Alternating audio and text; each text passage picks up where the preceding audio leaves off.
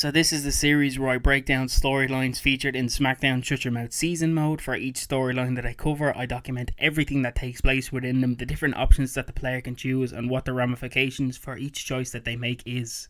Today we'll be looking at the path the player can take should they start off as a superstar high enough to possibly become #1 contender straight away.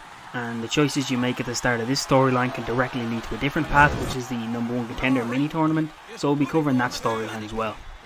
The amount of superstar points the character you're playing as has is going to depend on whether or not what storyline you get starting things off. So if you pick someone like The Rock, like I did for example, he is going to be eligible to become #1 contender straight away, and Vince McMahon is actually going to tell him this upon their first meeting with each other once the season starts. He tells you that as long as you don't buy canned feeds, you could well be eligible for a title shot. And this is something he tells you to do once you win your match tonight. Don't do it for yourself, but for him. And that way he'll give you the next shot at the Undisputed title. If you agree to this, then again, that's all you have to do in the match is win, and you'll be in line for the title shot at the next pay-per-view. If you choose not to take Vince up on his offer, he'll fail to understand why and says that you're going to live to regret this decision, which will actually prove true because choosing this option means you won't be involved in any storyline going into the next pay-per-view. If you end up losing your match, you're going to be berated by Vince, who says that you must have lost on purpose in order to humiliate him. Basically, you've blown your big chance and are not going to be the next #1 contender for The Undertaker's Undisputed Championship. So losing this match now will take you down a different path. So what will happen now is JR is going to come up to you and say that the next challenger for the Undisputed title has now been decided. However, you're still seen as a top contender, and should you win your match the next week, you're then going to be entered into a #1 contender tournament, which will culminate at the upcoming pay-per-view Backlash. So the chance to challenge for the title at the May event Judgment Day is up for grabs here. The tournament is going to feature 3 other superstars, and you'll need to defeat 2 of them in singles action in order to get a shot at the title. So I'm just going to take a brief detour now in terms of the character we're playing as. So since The Rock is over 85 rated in this game, he's going to have the ability of challenging for the Undisputed title straight away, given the choice as we just saw there.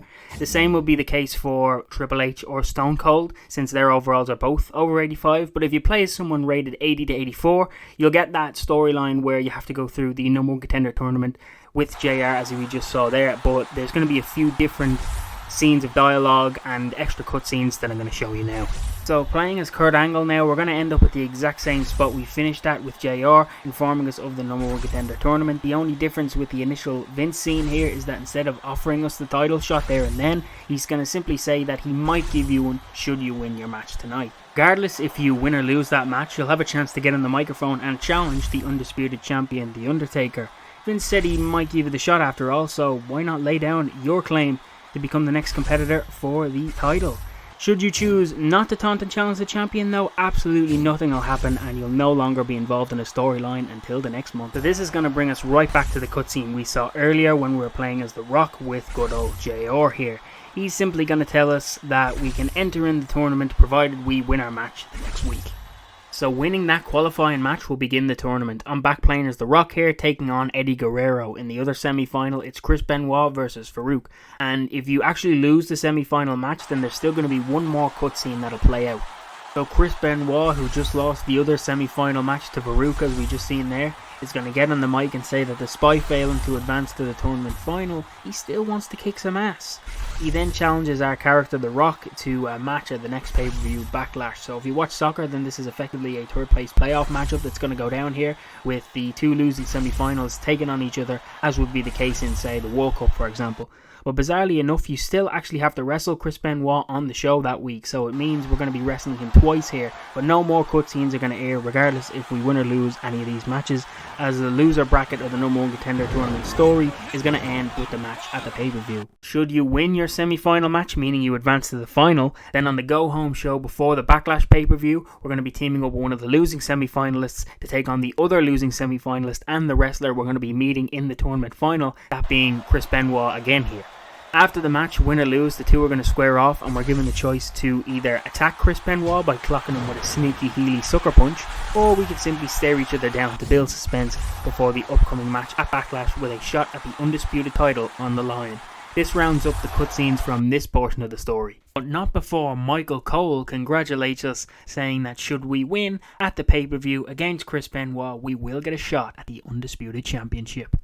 So going back now to after we initially accepted Vince McMahon's offer of competing for the title and then won our match that night to officially earn it, it's now 1 week later and Devon is going to come out and question why The Rock, of all people, is getting a title shot, asking what is so special about the People's Champion. But don't worry, because Devon never actually cared about getting a title shot himself. Rather, he just wants to have a match with the Great One tonight. After the match, the Undisputed Champion, The Undertaker, will appear on stage.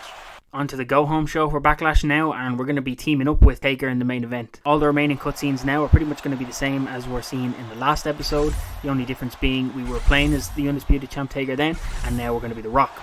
So I'll briefly run through what's left here. So after the tag match, we'll be given the choice to either attack Taker or just stare him down. Chris Benoit is going to win the #1 contender match of the pay-per-view, and he's then going to interfere in the main event and try help us out. Regardless if we win or lose that match, afterwards we're going to be staring off with Taker here, and we'll have a choice to either attack him, shake his hand, or just stare him down. So that's going to close us out here. Be sure to join me next time as I break down more storylines from Smackdown Shut Your Mouth Season Mode. But other than that, it's bye from me as we roll to the credits.